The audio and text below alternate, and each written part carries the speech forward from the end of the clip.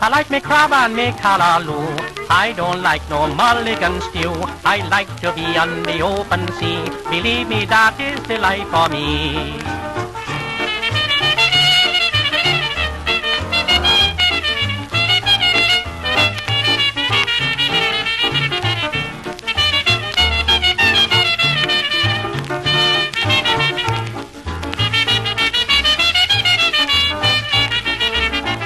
The Barbadians like their flying fish. I must admit a delectable dish. But if you want me be friends with you, give me crab and me callaloo.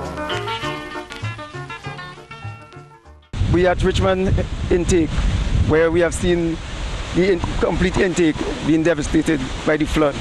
So right now all we have is just a built-up of boulders, tree chunks in the intake. So this whole area have been devastated during the flood. What is it going to take? Because you obviously have to fix this. Yes, it will take us some doing. First of all, to get in here, heavy equipment inside here, cut up all these lava and then take out the sediment that is inside here. So it will take some doing before we can actually channel back the water into that intake. And the end result of that means for the consumer what? Well, once we get the pipe system back up and we get this cleaned out, it will help us to reduce our fuel consumption and then impact on our fuel bill. And so this is going to be possibly repeated all over the island. What is the destruction vis-a-vis here and other areas? Well, it's similar at the other plant. That is at Cumberland. All the intake is filled up with the similar boulders and tree chunks and sand and debris. And South Rivers did not suffer as much, is that right? No, not as much. But they had the built up also at the intake. All right, so this is the sort of epicenter, if you will, of because it begins. This is where the destruction begins. Yes, this is where it begins. But this is where we divert the river into the channel so that we can hydrate the generation from water. Okay, so it looks like the river just the momentum of the river just went straight. It had no concern about what VINLEC put here. And once again, this is a dam. Yes, this is a dam here that we divert to the river and channel it into the intake and into the channel here, and it goes into the sediment tank there, and then into the pipeline down to the station for generation. I would imagine on Christmas Eve you couldn't even see that dam because from there would be just water all the way down. It's really amazing to see the destruction. There are landslides all along the valley. On both sides, you'd see landslides. That gives an indication of the amount of rain that we had. Indeed. The issue that what you're seeing at Richmond intake is similar situations at South Rivers and at Cumberland. Cumberland is a three power station on a cascade system. So at each power plant, it's a similar thing. At C1 intake, it's blocked up, and then further down at C1 and C2, it's also blocked up. So this is where the water source gets into our pipeline down to the powerhouse that we can drive the turbines to produce electricity. And just explain briefly the cascade system. The cascade system at Cumberland is that we have 3 powerhouses on the same river.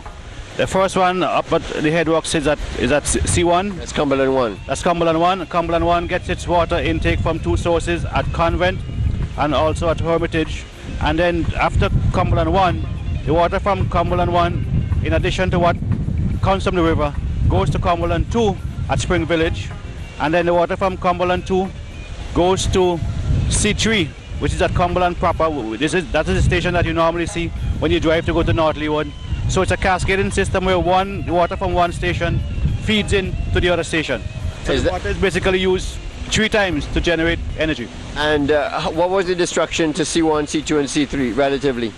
Well, at C1, the destruction is essentially at the intake at Convent and at Hermitage. They are blocked up considerably, just as you're seeing here. In addition to that, at C1 at Convent, we had some major erosion on our storage tank, and later on when we visit that site, we should see the erosion at C1. And similarly, all of our intakes are blocked up. The Cumberland pipeline from Hermitage also suffered some damage where the material on the pipeline bed was washed away. That means the gravel and everything, and some of the supports were washed away at Hermitage. But Cumberland Pipeline, in essence, did not suffer significant damage. Okay, so C2 and C3 were relatively unscathed? No, C2 and C3, those are where the major damages took place. So it's C1 that didn't have as much damage?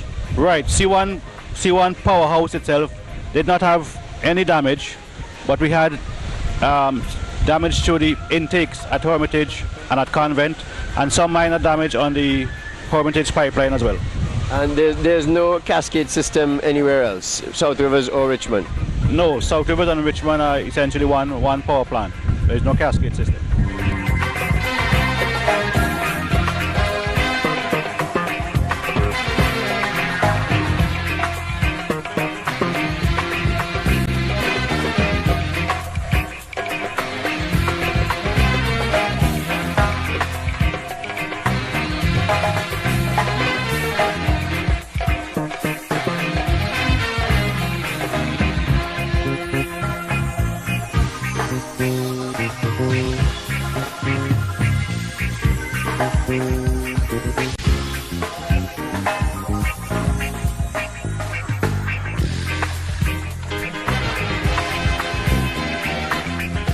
So we're standing here in what I'm told was originally 20 feet of water, and which would have been your pool that you created for the specific purpose of taking in water for the system. That's correct.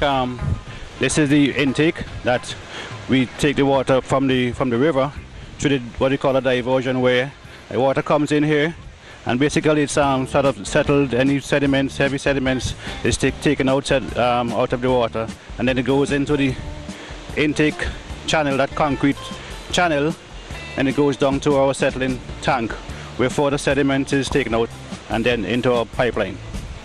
The extent of the destruction and what the water did is almost unimaginable. We're looking at trees that are 70, 80, 100 feet in height that are now horizontal, and there's several of them. There are many tree trunks that must have been uprooted, tossed and turned, the barks stripped off. That must have been an immense source. The water would have left here, of course, and traveled down through those channels. That's correct. We have from here, there's a valve that controls that you open to allow the water to enter into that channel, and the channel is so designed that any sort of excess of water overflows back into the river. Then the water goes into the sediment tank, where it's settled, take out all of the coarse material that can potentially affect our turbine blades, and the water goes into the concrete pipeline, and then into the wood stave pipeline. How is this affecting consumers right now? Well, as we discussed already, with the loss of generation from Richmond of basically 1 megawatt, it affects consumers because we'll have to use more diesel to generate that required amount of electricity, and of course more diesel translate into higher fuel surcharge. Again, this is another opportunity for us to cut down on our usage of electricity. Would you want to urge consumers to do that? These are not normal times. Of course, these are times for us to be conservative and to use energy efficiently and wisely. And of course, over the years, VINLEC has been doing a very good job in terms of our customer services department and our PR people in telling customers what to do, what type of equipment to install. And you can recall in 2012, November, December into January, we mounted an energy efficient exhibition in Kingston, where we displayed a lot of different equipment, bulbs, transformers, refrigerators, etc., which seek to guide you in terms of what are the most efficient appliances that you should install at your homes. I don't know which one of you would like to answer this, but regionally, can you do a comparative, a brief synopsis of regionally, from what you know of your colleagues at LUCILEC and GRENLEC and the others, DOMLEC, what is happening vis-a-vis the situation today? I know Dominica was affected, and some of the other islands. Any idea of where we stand in relation to them? Well, from a utility point of view, I think we were the one that was most significantly impacted. St. Lucia has one large diesel power station that is away from any flood zones. They don't have any hydropower station. I haven't spoken directly to my colleagues in Dominica, but my understanding is that their hydropower stations did not sustain significant damage. They had an event previously in previous year where one of their hydros was seriously damaged, and I think is not back into commission. But from this weather system that has passed, I don't think they suffered the sort of damage that we did with the hydro facilities. Again, I want to revisit the question I asked you earlier from a technical standpoint. Might this be a time for us to have a considerable paradigm shift in how we treat each other and how we treat electricity and energy supply between, let's say, the Windward Islands and Barbados? Might this be an opportunity for us to look at how we supply each other so that there's some sort of redundancy? If St. Lucia goes down, St. Vincent can supply, or is that at all possible on the horizon? Yes, it's possible, and it happens in other areas of the world where there are submarine cables, and sometimes there are direct current links, DC links, that allows each network to run independent of each other in terms of the frequency. But usually that is implemented when there's large amounts of electricity transmitted. The comparatively small amount of energy that we use usually make those projects financially not viable.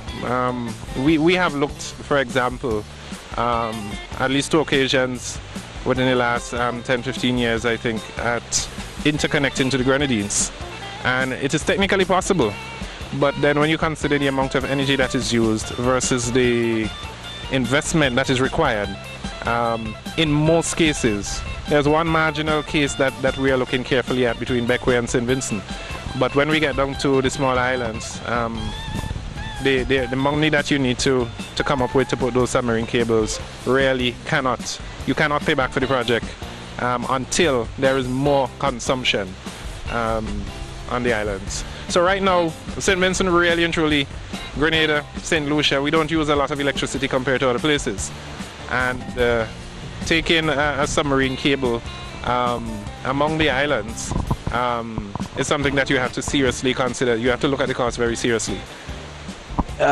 Given the fact that your specialty is in GIS, tell me what your dissertation is in again. Oh, well, I did my PhD thesis. I looked at how we can integrate geographic information systems with tools that you use to analyze distribution and transmission networks. And it was a very interesting project. The truth is, it's part of a wider education that equips you to get into even different fields, because that speciality is not something that I use tremendously now. How might you use it? Is it applicable in the Caribbean and in our particular situation here? Yes and no, because I have been out of university for 15 years. And you know, with technology and software, it changes every year. The thinking of how to integrate may be applicable, but in practice, or what I used 15 years ago, probably our children will laugh at it now. Well, I ask you that particularly for that reason, and in the context of the Barbados leader asking for University of the West Indies to provide us with help, provide us with students, with graduates who can respond to the very present and enormous challenges that the Caribbean is faced with today. And you've just said that your PhD is almost now outmoded, despite the tremendous knowledge and work that you put in. What I would say is that some of the things that we learn when we go to school, persons who did programming, who did IT technology, the software that they use, the systems that they use, they would be outdated.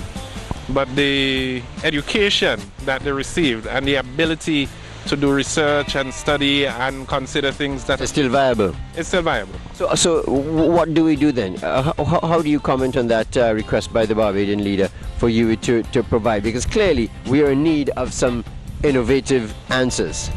We are in need of innovative answers, and we are in need of persons who are very practical in their thinking. Sometimes, and I'm not saying this of UWI, we can be caught up in the whole education aspect of it without looking at how it applies. And I will tell you, as a student who spent 7 years at university, the real world is different. And universities are seeking to and will have to adapt to the changing requirements of the workforce. Indeed, and I would say that the University of the West Indies is stuck in a mold, in a paradigm, in a template that is focused seemingly on research and producing papers and not ready for the real Caribbean. I want a UWI graduate to tell me what's the most effective way to deal with this. Well, I can't comment on that because I never went to UWI, and I am not in a position to. Why did you not go to UWI? Well, at the time I did a course. My first degree was a course called Electromechanical Power Engineering, which sort of focused on engineering for the power utility. And that course was not offered by UWI initially. And then when it came to the research, I didn't. The areas that were offered for research weren't along what I was doing at the time. So you were beyond the scope of UWI, what you wanted to do? I wouldn't say beyond the scope of UWI, because when you say beyond the scope of UWI, at the time, not in terms of the capacity of UWI, because UWI turns out brilliant students and brilliant practical engineers. We have a few at VINLEC right now, and we have a few that have passed through VINLEC. But in terms of the specific offering, it wasn't there at the time. I could probably make a comment on that. Of course, I mean, I haven't gone to UWI either, but the issue, the question you're asking is a relevant one in terms of saying, can the University of the West Indies adapt to some of the challenges that we face in these microeconomies, as you put it, really, because we have challenges in terms of be it energy, be it agriculture, be it construction, and some of the solutions that we sometimes adapt from foreign countries might not be fully applicable to our situation and our reality in the Caribbean, right? And I was just doing a little reading sometime, speaking about the US universities, how they develop. And some of those universities develop as agricultural schools in the sense that agriculture was a big focus, and they created agricultural universities to drive the agricultural sector, and they became eventually into big established universities maybe 200 years ago. So in terms of the Caribbean, really, things like solar technology, which we can adapt to our reality in the Caribbean, solar cooking, solar baking, different, the question of agricultural machinery too, which is suited to our terrain. It may be one area which UWI needs to look at. So, for example, if we are planting arrowroot in St. Vincent, can we have some machine that is suitable to planting arrowroot on this kind of terrain? So these are the stuff that UWI, I think, could more focus on in terms of developing solutions that suits our Caribbean reality. Indeed. I will add one other thing. UWI is not the only university in the Caribbean. That's true. There are other universities, and we need to call on them as well to respond. Call on them, and it's also a competitive environment with UWI and the other universities. And even if we don't force UWI to, they have to adapt to stay valid. And of course, we can call on Caribbean people and Caribbean governments and other agencies and schools and curricula to guide our students to respond, to study in areas that respond directly to the issue, so that everybody doesn't become a doctor and a lawyer, a medical doctor and a lawyer, but maybe study more environmental science or whatever the case may be. Maybe, and I will say along that line of thinking, we as a people have to look at the needs for us to be able to sustain ourselves and create the right balance of professionals and other persons in the country. The country is not going to function well if everybody goes to study engineering, if everyone goes to study medicine, if everyone goes to study accounting. There needs to be the right mix. And I see efforts being made here locally to encourage more persons to go into science, and I think it is something that we need to continue, because it's sometimes one of those fields that persons don't feel is sufficiently productive here, or respected here. But it's absolutely essential to creating the right balance of professionals that we need to keep our company, our country, our society moving forward. Thank you very much, Dr. Lewis of VINLEC, as we seek to understand our environment, not only our physical environment now being seriously challenged by nature, but also our spiritual environment, our social environment, our economic environment, and how all of us, journalists, engineers, can respond to this issue in the Caribbean, and certainly beginning right here at home in our sweet little St. Vincent and the Grenadines.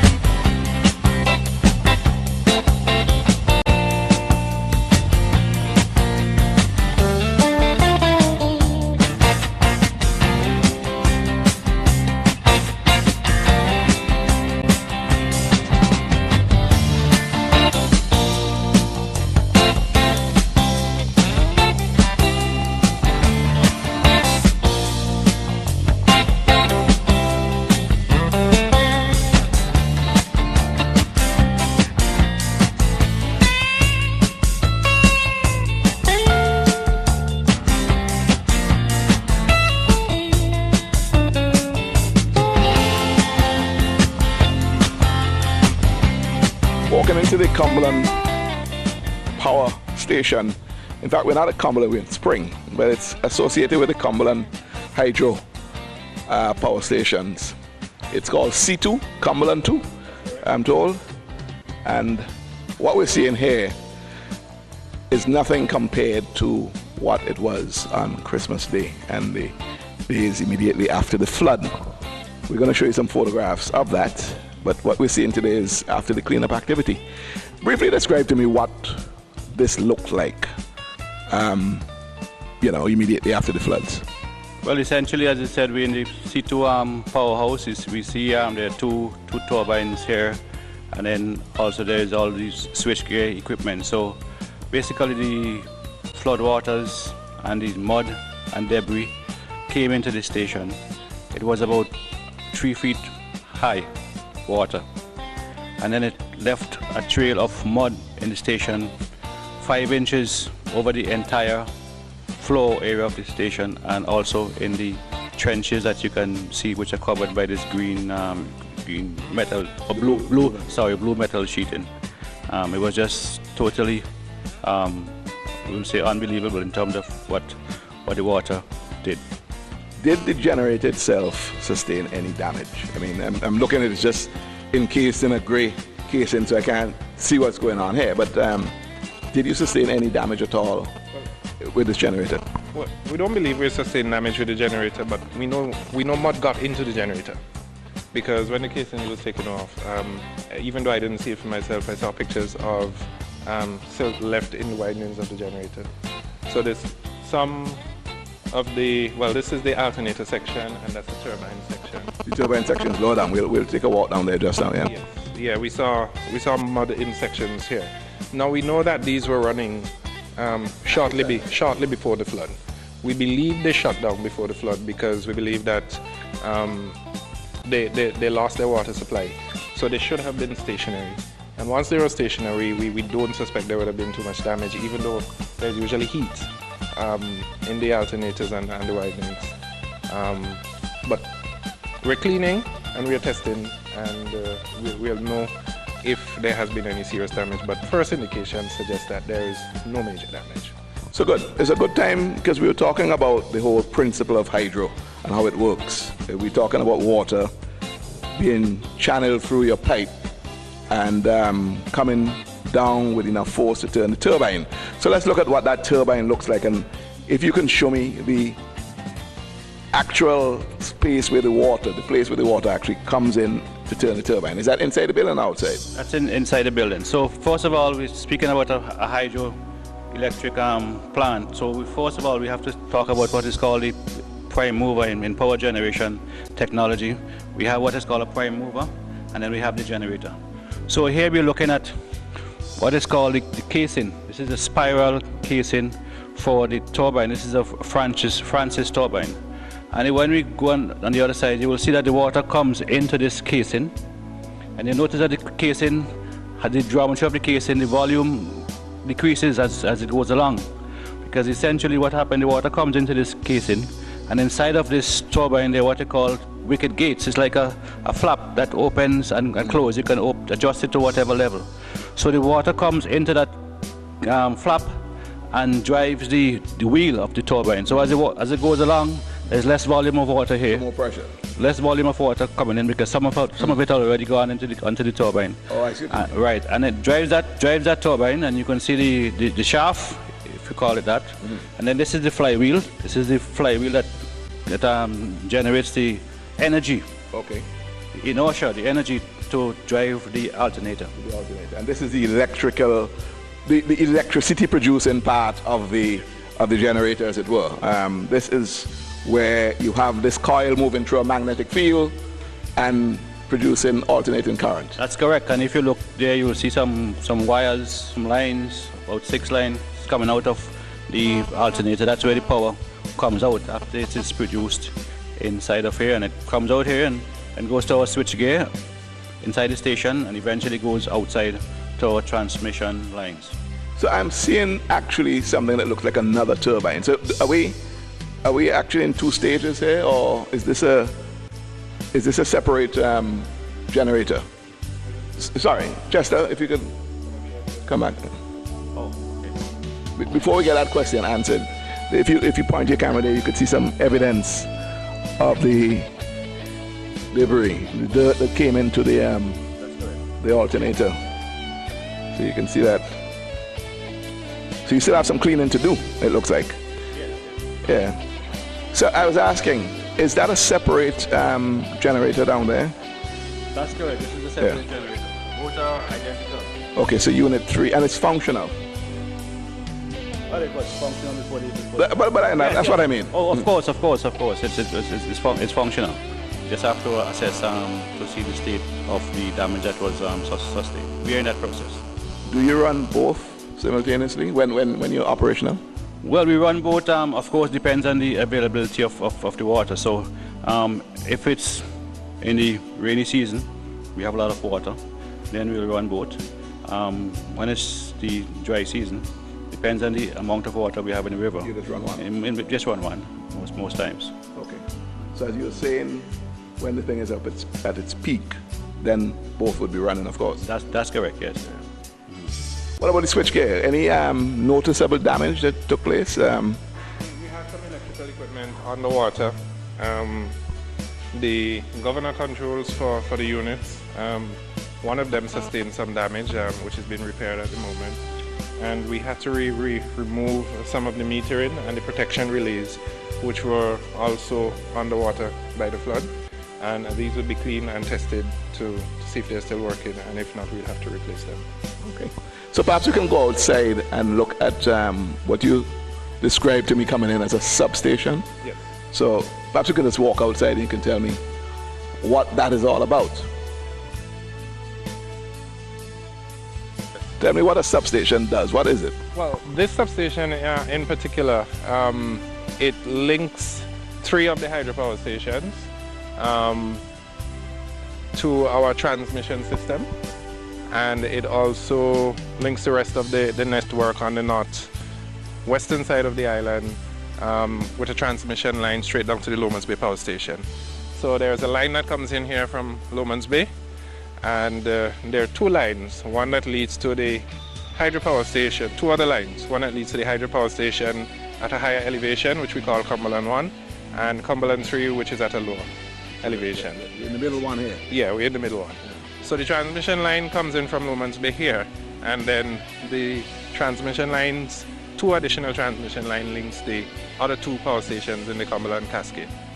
So you can work vice versa. I mean, when I say that, what I mean is that clearly, now that you are not operating your hydro plants here, you're powering this region down here from Lomans Bay.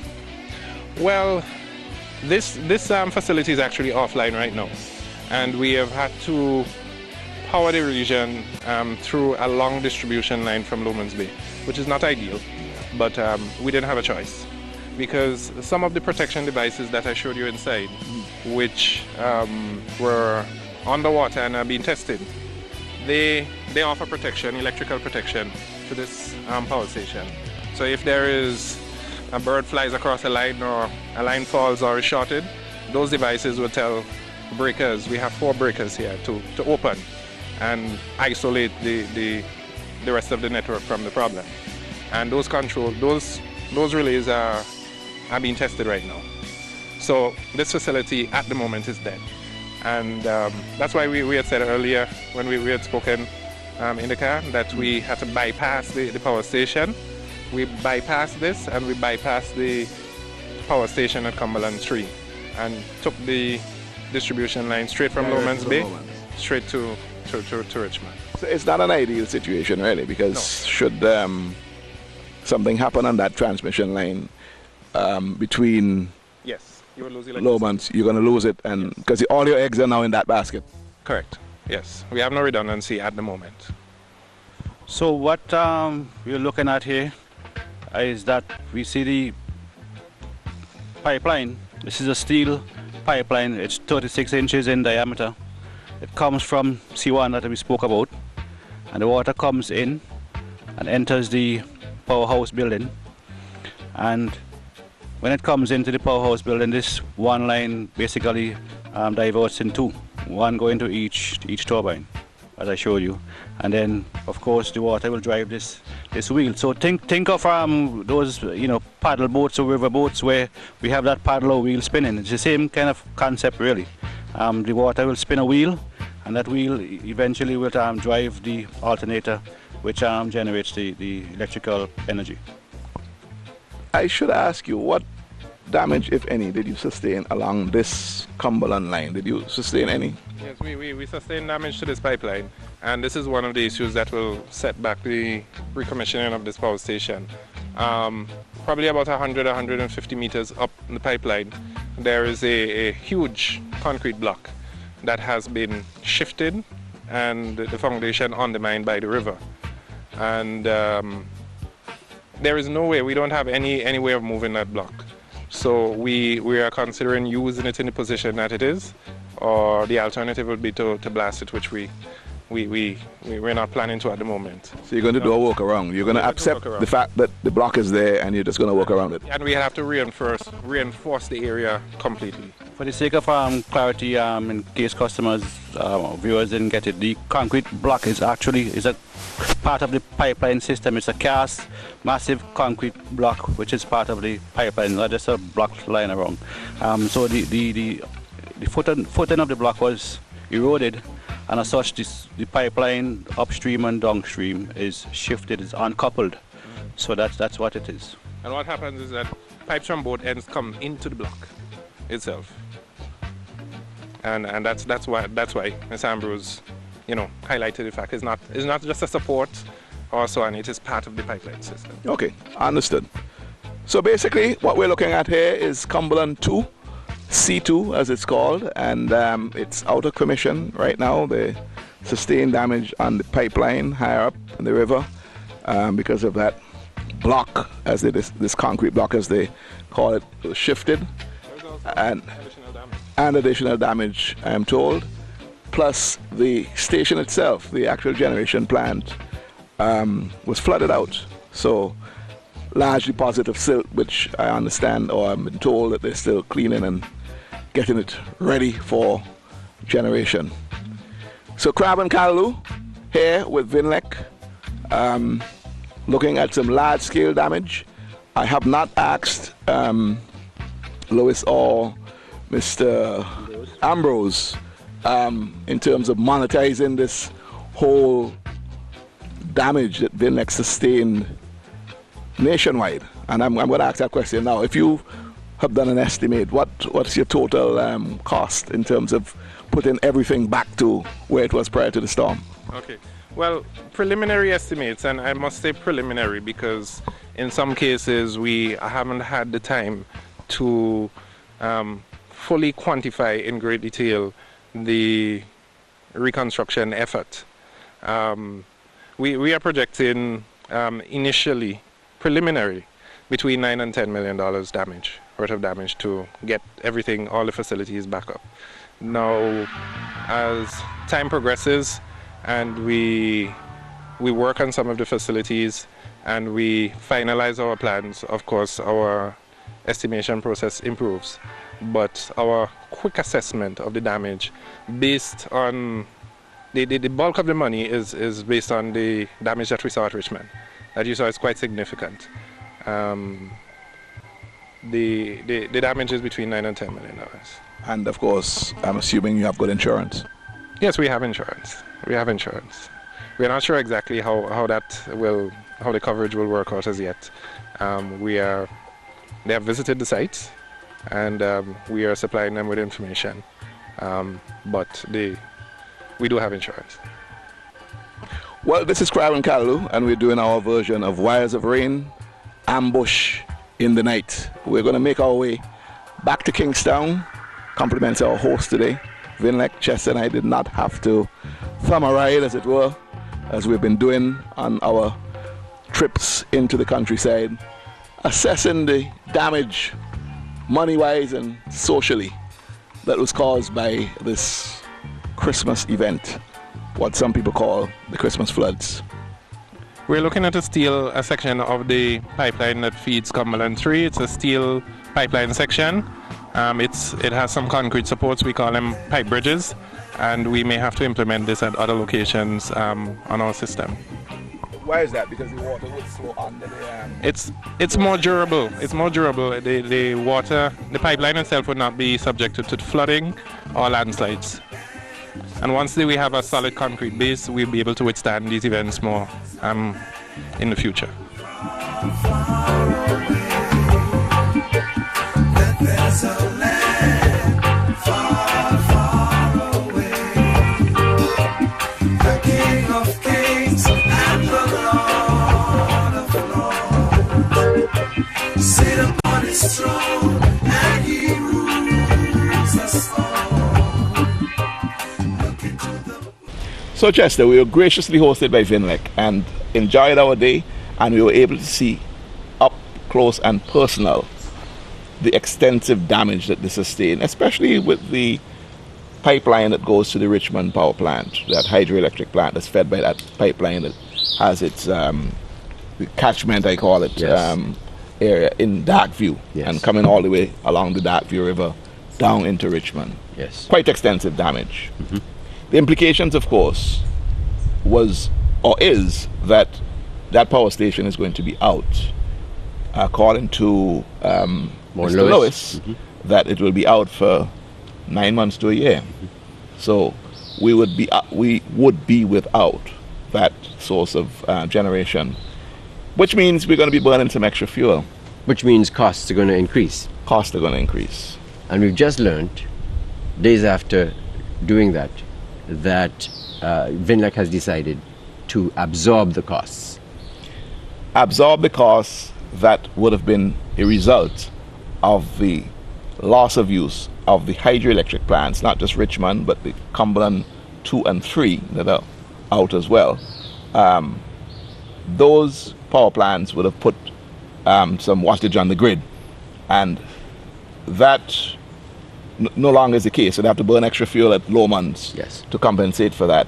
And so the extra fuel that they're burning, not going to factor that into additional fuel surcharges. Yeah, so there was a panic, maybe a scare that by consumers that yet again they were going to be saddled with an extra cost from VINLEC because the hydro was down and they have to import even more diesel. But VINLEC has resolved that by deciding to absorb the cost of that extra diesel that diesel that needs to be imported. And that's great, but one still has to be cognizant of the fact that somebody is absorbing the cost. The cost is going somewhere. Yes. And you know, like a bulge, it will bulge out somewhere. So, Correct. so we haven't solved the problem. Yes. You know, the deeper problem is that we've got to get past this reliance on fossil fuels if we can. Correct. And at the end of the day, you know, we live in exciting times, Tony, because at the end of the day, even if we bring on solar, which we must as we move off of fossil fuels, we cannot live on fossil fuels forever. No. And the sooner we make that change, and this even goes for Trinidad, even if they have a huge, vast resource of oil, they too must look at solar. They too must look at sustainable energy. So much more so in St. Vincent. So we look at solar, but there too lie challenges, even though that's the direction we must go in. Yeah, and as we learned from Vaughan and the other engineers, that the problem with solar is that because of storage of that energy is expensive. So solar goes on hot onto the grid, okay? So it is going to vary depending on the intensity of the sun. Sun goes behind a cloud, your solar panels are not going to be generating as much as if it's brilliant sunlight. In the night, there's absolutely no question of solar, right? The dispatchable energy is what the problem is. When you turn on a light switch, the energy must be there. Correct. So with solar, you may turn on a light switch, but the sun's behind a cloud. It's just not generated. It's not as dispatchable. Right, so it's not as dispatchable. And that seems to be the problem why they can't take more solar units in Beckwith in particular, because it makes the variations on the grid. Yes, the ratio to dispatchability and exactly. Resources, yes. It's not reliable as yet. So we have a problem. We challenged. But we have a challenge. I don't think it's a problem. We have a challenge, which we must face, which will make us better. So as we move off fossil fuels to solar, the issue of geothermal energy. Right. So geothermal, of course, is touted as the game changer. Can be, I suppose. It must be. It must be, but you know, Chester, you cannot make a shoe fit me if I'm a size 8 and I'm giving you a size 6. It's a size 6. Correct. You know, unless you're going to cut my foot.